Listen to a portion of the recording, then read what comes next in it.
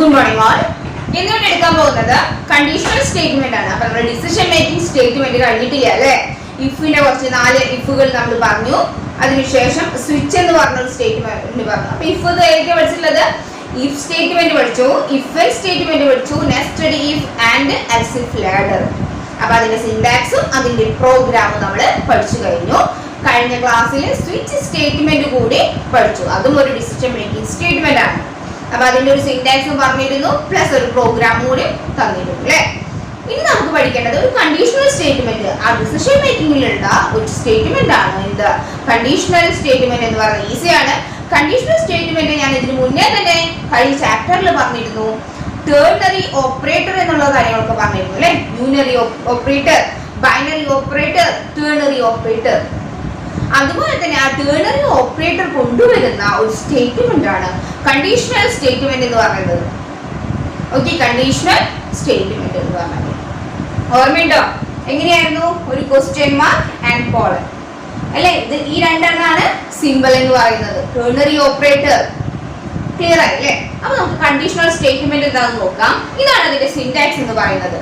എന്തൊക്കെയാണ്? Test expression, test expression or condition, question mark, then true case code, then colon ittu alle, then false case code, then semicolon. ഒരു statement ആണെങ്കിൽ അവിടെ semicolon ഇടാം. അപ്പോൾ ഇത്രയേ ഉള്ളൂ. Just test expression, question mark, true case code, colon, false case code. ഇതിന്റെ main ആയിട്ട് ഇത്രയും പറയുന്നത് ടെസ്റ്റ് എക്സ്പ്രഷൻ ചെക്ക് ചെയ്യുക.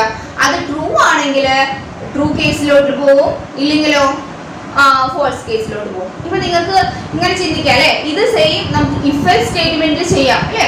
ഇഫ് എൽസിൽ സെയിം തന്നെയാണ്. ഇഫ് എന്ന് പറയുന്ന ഒരു കണ്ടീഷൻ ചെക്ക് ചെയ്ത്, ഇഫിൽ ഒരു കണ്ടീഷൻ ചെക്ക് ചെയ്യുമ്പോൾ നെക്സ്റ്റ് സ്റ്റേറ്റ്മെന്റ് എക്സിക്യൂട്ട് ചെയ്യും, അതർവൈസ് എൽസിലോട്ട് പോകും. ആ ഒരു സ്റ്റേറ്റ്മെന്റ് ആയിരിക്കും എക്സിക്യൂട്ട് ചെയ്യുക. സെയിം തന്നെയാണ് ഇത് പറയുന്നത്. ഇത് ഒരു കണ്ടീഷണൽ ഓപ്പറേറ്ററും അല്ലെ? കണ്ടീഷണൽ സ്റ്റേറ്റ്മെന്റ് വെച്ചിട്ട് എങ്ങനെയാണിത് ചെയ്യാന്നുള്ളത് സെയിം ആണ്. വർക്കിംഗ് ഒക്കെ സെയിം ആണ്. അപ്പോൾ ഇതിന്റെ സിന്റാക്സ് വ്യത്യാസമുണ്ട്. Test expression, question mark, true, then colon, false. Clear ആയല്ലോ? ഇനി നമുക്ക് അതിന്റെ ഒരു ചെറിയൊരു പ്രോഗ്രാം കേട്ടോ. മുഴുവനായിട്ട് ഞാൻ എഴുതിയിട്ടൊന്നുമില്ല. ഈ ഒരു കാര്യം, ഈ ഒരു സിന്റാക്സ് കൊണ്ടുവരുന്ന ആ ലോജിക്ക് നമുക്ക് ഒന്ന് ജസ്റ്റ് പറഞ്ഞു തരാം എങ്ങനെയാണെന്നുള്ളതൊക്കെ. നമ്മൾക്ക് 2 നമ്പർ എടുക്കുക. 2 നമ്പർ ചെക്ക് ചെയ്യണം. ഓക്കെ, 2 നമ്പർ ചെക്ക് ചെയ്യണം. ഇൻപുട്ട് ചെയ്യുന്ന 2 നമ്പർ അതിൽ ഏതാണ് വലുതെന്ന് ചെക്ക് ചെയ്യണം. അപ്പൊ നിങ്ങൾക്ക് അറിയാം, എയും ബിയും എടുത്തു കഴിഞ്ഞാൽ എ ഗ്രേറ്റർ ദാൻ ബി എന്ന് ചെക്ക് ചെയ്താൽ മതി അല്ലെ? അങ്ങനെയാണെങ്കിൽ എന്താ? എ ഇസ് ലാർജർ എന്ന് കൊടുക്കുക, അതർവൈസ് എൽസ് ആണെങ്കിൽ ബി ഇസ് ലാർജർ എന്ന് കൊടുക്കുക അല്ലെ? ഈ ഒരു കാര്യം തന്നെയാണ് ഈ കണ്ടീഷണൽ ഓപ്പറേറ്ററിലും പറയുന്നത്, കണ്ടീഷണൽ സ്റ്റേറ്റ്മെന്റിൽ ഈ പ്രോഗ്രാമിലും പറയുന്നത്. പ്രോഗ്രാമിന് മുന്നായിട്ട് hash include a new string using namespace std semicolon, അതിന് ശേഷമാണ് ഇന്റ് മെയിൻ ഓഫ് എന്ന് പറയുന്ന ഒരു മെയിൻ ഫംഗ്ഷൻ ഞാൻ കൊണ്ടുവരുന്നത്. കേർലി ബ്രേസ് ഓപ്പൺ ചെയ്തു. അതിനുശേഷം n1 n2 എന്ന് പറയുന്ന 2 വേരിയബിൾ ഞാൻ കൊടുക്കുന്നുണ്ട്. n1 n2 അത് ഇന്റ് എന്ന് പറയുന്ന ഒരു ഡാറ്റ ടൈപ്പിലോട്ടാണ് ഞാൻ കൊടുക്കുന്നത്. ദെൻ Coutൽ എന്റർ 2 നമ്പേഴ്സ് കൊടുത്തു. ഇതിനർത്ഥം കമ്പ്യൂട്ടറിൽ നമുക്ക് എന്ത് ഡിസ്പ്ലേ ചെയ്യും? എന്റർ 2 നമ്പർ കൊടുക്കും. നമ്മൾ അത് ടൈപ്പ് ചെയ്യണമെങ്കിൽ നമുക്ക് അവിടെ Cin നിർബന്ധമാണ് അല്ലേ? Cin കണ്ടോ? കാസ്കേഡിംഗ് ഓഫ് ഇൻപുട്ട് ഔട്ട്പുട്ട് ഓപ്പറേറ്ററാണ് പറയുന്നത്. Cin n1 n2 semicolon. കണ്ടോ? അപ്പൊ നിങ്ങളൊന്ന് തെറ്റിക്കരുത്. നിങ്ങൾക്ക് ഒരു പ്രോഗ്രാം തന്നിട്ട് എറർ തിരുത്താനൊക്കെ ആയിട്ട് വരും കേട്ടോ. അപ്പൊ ഇതൊന്നും തെറ്റിക്കരുത്. ഇങ്ങനെയാണ് എഴുതേണ്ടത്. n1 n2 ഡിസ്പ്ലേ ചെയ്യിക്കണമെങ്കിൽ, സോറി ഡിസ്പ്ലേയിലല്ല, നമുക്ക് ഇൻപുട്ട് ചെയ്യിക്കണമെങ്കിൽ Cin n1 n2 എന്ന് എഴുതാം. ക്ലിയർ ആയല്ലോ? അടുത്തത് നോക്കൂ. ഈ ഒരു ഭാഗമാണ് കണ്ടീഷൻ വരുന്നത് അല്ലെ? കണ്ടീഷൻ സ്റ്റേറ്റ്മെന്റ് വരുന്നത്. n1 ഗ്രേറ്റർ ദാൻ n2 നമുക്ക് ചെക്ക് ചെയ്യാൻ പോവാണ്. ഞാനിവിടെ കൊടുത്ത വേരിയബിൾ n1 n2 ആണ്, എയും ബിയും അല്ല അല്ലെ? സോ നമുക്ക് ചെക്ക് ചെയ്യേണ്ടത് n1 ഗ്രേറ്റർ ദാൻ n2 ആണോ എന്ന് ചെക്ക് ചെയ്യാം. അങ്ങനെയാണെങ്കിൽ നോക്കൂ, n1 greater than n2 check ചെയ്തു, ക്വസ്റ്റ്യൻ മാർക്ക് ഇട്ടു. ഓക്കെ, ദെൻ Coutൽ എന്ത് എഴുതണം? Coutൽ n1 ആണ് ഡിസ്പ്ലേ ചെയ്യേണ്ടത്. ഓക്കെ, ദെൻ n1 എഴുതി, n1 ഈസ് ലാർജ്. ഓക്കെ, അതായത് ട്രൂ ആണെങ്കിൽ ഇങ്ങോട്ട് പോകും, ഫോൾസ് ആണെങ്കിൽ നേരെ ആ കോളം കഴിഞ്ഞിട്ടുള്ള Cout N2 അല്ലേ, N2 ഈസ് ലാർജ് എന്ന് പറഞ്ഞിട്ട് കിട്ടും. ക്ലിയർ? അപ്പൊ ഇങ്ങനത്തെ കാര്യമാണ് കണ്ടീഷണൽ സ്റ്റേറ്റ്മെന്റിൽ പറയുന്നത്. ഇനി നമ്മൾക്ക് ഇതൊരു വാക്യം നമുക്ക് നോക്കാം അല്ലെ, കൊടുത്തിട്ടുണ്ട്. ഇവിടെ നോക്കുക, ഔട്ട്പുട്ടിന്റെ സൈഡിൽ ഞാൻ എഴുതിയിട്ടുണ്ട് എൻ്റർ 2 നമ്പർ എന്ന് പറഞ്ഞിട്ട് 2, 3 ഇങ്ങനെ 2 നമ്പർ ഞാൻ എഴുതിയിട്ടുണ്ട്. ഇനി നമുക്ക് ചെക്ക് ചെയ്യാം അല്ലെ, ഈ ഒരു സിന്റാക്സ്, ഈ ഒരു കാര്യം വെച്ച് നമുക്ക് നോക്കാം 2 > 3 ആണോ എന്ന് ചെക്ക് ചെയ്യാം. എന്നിട്ട് ഒരു ക്വസ്റ്റ്യൻ മാർക്ക് ഇട്ടു. ശരിക്കും അവിടെ നടക്കുന്നത് ഇങ്ങനെയാണ് 2 > 3 ക്വസ്റ്റ്യൻ മാർക്ക്, പിന്നെ ഒരു ട്രൂ കേസ് ഉണ്ടായിരിക്കും, ഫോൾസ് കേസ് ഉണ്ടായിരിക്കും കേട്ടോ. അതിൽ നമുക്ക് 2 > 3 ആണോ എന്ന് ചെക്ക് ചെയ്തു. ചെക്ക് ചെയ്തിട്ട് ട്രൂ ആണെങ്കിൽ ആ ട്രൂവിന്റെ പാർട്ടൊക്കെയാണ് പോണ്ടത്, അതാണ് എക്സിക്യൂഷൻ നടക്കേണ്ടത്. പക്ഷെ അത് തെറ്റാണ് അല്ലെ, 2 > 3 ആണോ, അത് ഫോൾസ് ആണ് അല്ലെ. അതുകൊണ്ട് തന്നെ ഉടനടി നമ്മൾ രണ്ടാമത്തെ ആ സ്റ്റേറ്റ്മെന്റ് ഇല്ലേ 3 ഈസ് ലാർജ്, ഈ ഒരു കാര്യത്തിലേക്കാണ് പോണ്ടത്. അപ്പൊ ഇത്രയേ ഉള്ളൂ, ഈ ഒരു ഭാഗത്തേക്കാണ് വരിക. ഓക്കെ, ഫസ്റ്റത്തെ കേസ് കോഡിലേക്കല്ല പോവുക, അടുത്ത കോളം കഴിഞ്ഞിട്ടുള്ള ഒരു സ്റ്റേറ്റ്മെന്റിലേക്കാണ് വരിക. അതായത് ഇത്രയേ ഉള്ളൂ, n2 അവിടെ n2ന്റെ വാല്യൂ അവിടെ, ആ n2 ഏത് വാല്യൂ ആണോ അസൈൻ ചെയ്യുന്നത് അത് നമ്മൾ അവിടെ ഡിസ്പ്ലേ ചെയ്യും. അതിന്റെ എഴുതും ഈസ് ലാർജ് കൂടി നമുക്കത് ടൈപ്പ് ചെയ്ത് കാണിക്കും. ക്ലിയർ ആയല്ലോ? അപ്പൊ ഇത്രയാണ് കണ്ടീഷണൽ സ്റ്റേറ്റ്മെന്റ് പറയുന്നത്. ഇത്രയും പഠിച്ചേക്കാം. സിന്റാക്സ് പഠിച്ചേക്കാം. അതിന്റെ സിമ്പിൾ എന്ന് പറയുന്നത് ഇതാണ് സിമ്പിൾ. ഓക്കെ, അതിന്റെ ഒരു സിന്റാക്സും സിമ്പിളും പഠിക്കാം. ചെറിയൊരു പ്രോഗ്രാം, നിങ്ങൾക്ക് മനസ്സിലാവുന്ന തരത്തിലുള്ള ചെറിയൊരു പ്രോഗ്രാമാണ്. ഞാനത് മുഴുവനായിട്ട് എഴുതിയിട്ടില്ല, ആ ഒരു കാര്യം വരുന്ന കാര്യങ്ങൾ മാത്രം എഴുതിയിട്ടുള്ളൂ. ഓക്കെ, ഇതെല്ലാവർക്കും മനസ്സിലായല്ലോ അല്ലേ? എടുക്കാൻ പോകുന്നത് ഇറ്ററേഷൻ സ്റ്റേറ്റ്മെന്റ് ആണ്. എന്താണ് ഇറ്ററേഷൻ സ്റ്റേറ്റ്മെന്റ് എന്ന് പറഞ്ഞാൽ, ഇതിന് മുന്നേ നമ്മുടെ ഡിസിഷൻ മേക്കിംഗ് സ്റ്റേറ്റ്മെന്റിലാണ് ബാക്കിയുള്ള കാര്യങ്ങളൊക്കെ പറഞ്ഞിരിക്കുന്നത്.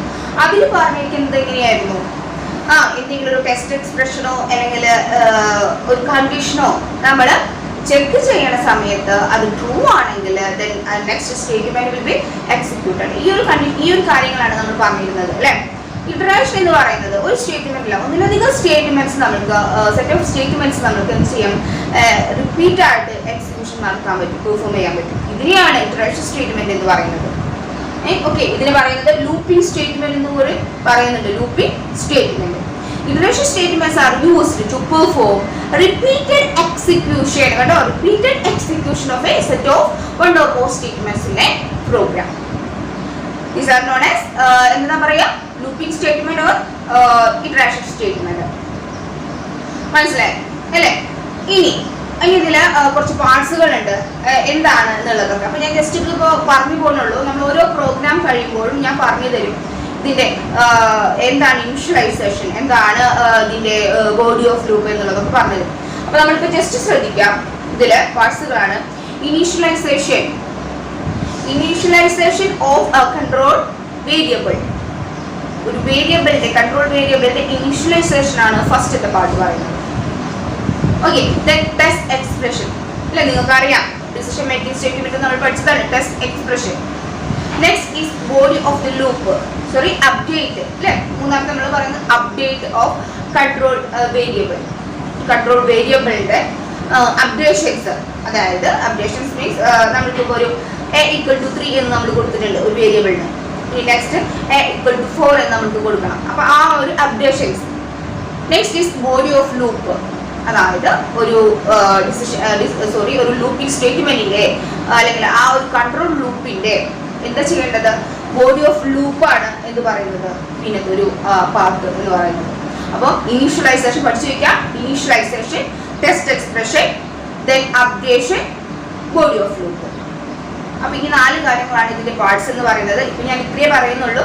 ജസ്റ്റ് നമുക്ക് പ്രോഗ്രാം തുടങ്ങുമ്പോൾ നമുക്ക് അതിൽ കൂടി പറയാം.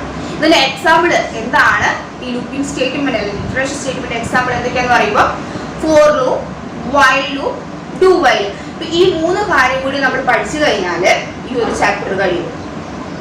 ഈ 3 കാര്യങ്ങൾ നമ്മളിപ്പോ നേരത്തെ പറഞ്ഞു, ഇഫും ഇഫ് എൽസും എൽസ് ഇഫ് ലേഡർ ഒക്കെ പഠിച്ചില്ലേ, അതിന്റെ സിന്റാക്സും പ്രോഗ്രാമാണല്ലോ പഠിച്ചത്. അതുപോലെ തന്നെ ഇതിന്റെ സിന്റാക്സും പ്രോഗ്രാമും പഠിച്ചു കഴിഞ്ഞാൽ ഈ ഒരു ചാപ്റ്റർ നമുക്ക് കഴിയും. അതിന് മുന്നേ നമുക്ക് ഈ ഫോർ ലൂപ്പും വൈൽ ലൂപ്പും ഡു വൈലിനെ തന്നെ നമുക്ക് തരംതിരിക്കുന്നുണ്ട്. എൻട്രി കൺട്രോൾഡ്, ഈ ലൂപ്പിനെ തന്നെ 2ആയിട്ട് ക്ലാസിഫൈ ചെയ്യുന്നുണ്ട്.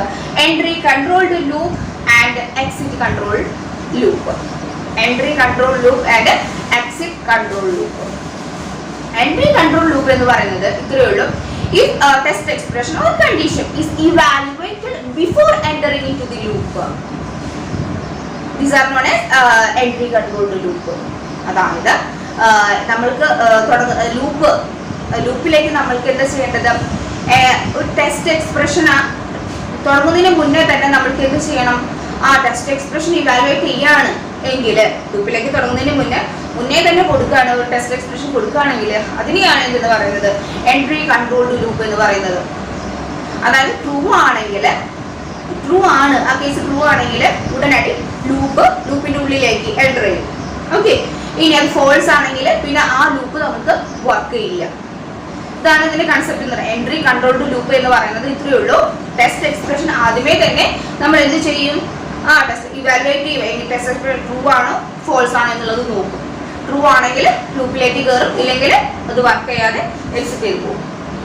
That is, test expression is evaluated before enter into the loop. It's known as entry controlled loop. If condition is test expression is true, control enters into the loop. Otherwise, the loop body do not work. Clear? ഇനി exit control loop. എന്താണ് exit control loop? നമുക്കിപ്പോ entry control loop എന്താ പറയുന്നത്, ഫസ്റ്റേ തന്നെ നമുക്ക് ആ test expression evaluate ചെയ്തെന്നുള്ളത് അല്ലെ. ഇത് പറയുന്നത് എന്താ വെച്ചിട്ടുണ്ടെങ്കിൽ end of the looping statement, അതായത് എൻഡ് ഓഫ് ദി ലൂപ്പ്, അതിന് ശേഷം മാത്രമാണ് ടെസ്റ്റ് എക്സ്പ്രഷൻ നമുക്ക് വർക്ക് ചെയ്യുന്നുണ്ടോ എന്നുള്ളത് നോക്കാം. ഇതാണ് exit control loop. That is if the evaluation of test expression takes place only at the end of looping statements. Such loops are known as exit control loop. Example do while loop ആണ്. അപ്പൊ ഞാനിത് ഓരോ loop പറയുമ്പോൾ ഞാൻ പറഞ്ഞു തരാം എന്തുകൊണ്ടാണ് ഇതിന് എൻട്രി കൺട്രോൾ ലൂപ്പ് ഒന്നുകൂടി ഞാൻ പറഞ്ഞു തരാം. ഓക്കെ, ഇപ്പൊ പഠിച്ചു വെക്കാം. എൻട്രി കൺട്രോൾഡ് ലൂപ്പ് അതിന്റെ എക്സാമ്പിൾ ആണ് for loop, while loop. Exit control ലൂപ്പിന്റെ എക്സാമ്പിൾ ആണ് ഡു വൈൽ ലൂപ്പ് എന്നുള്ളത്. ഓക്കെ, ക്ലിയർ ആയല്ലോ അല്ലെ.